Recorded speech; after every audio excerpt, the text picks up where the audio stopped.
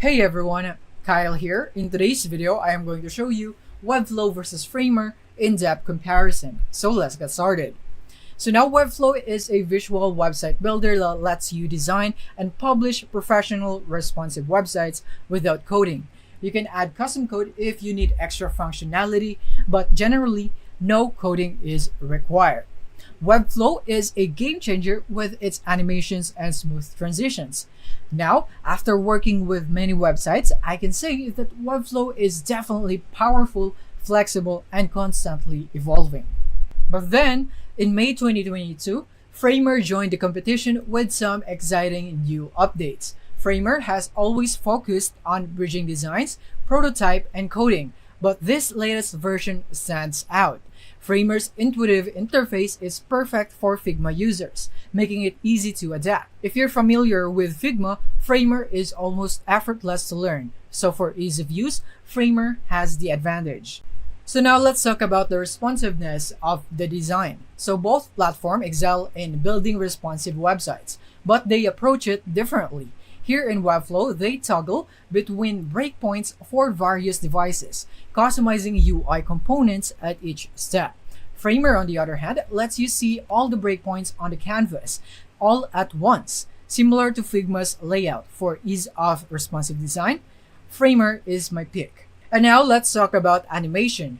Here, Webflow takes the lead. Its animation options are extensive, allowing for highly customizable transitions triggered by specific events, including 3D animations with green sock or spline integration.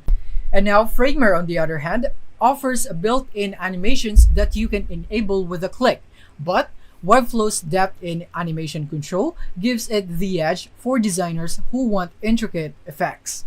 Now, let's go with the community and resources. Webflow's long-standing presence has created a large community with many resources, courses, clonable templates, and tools from third-party companies like FinSuite. And now Framer's community, on the other hand, is smaller but growing quickly. However, for resources and third-party integrations, Webflow wins this round.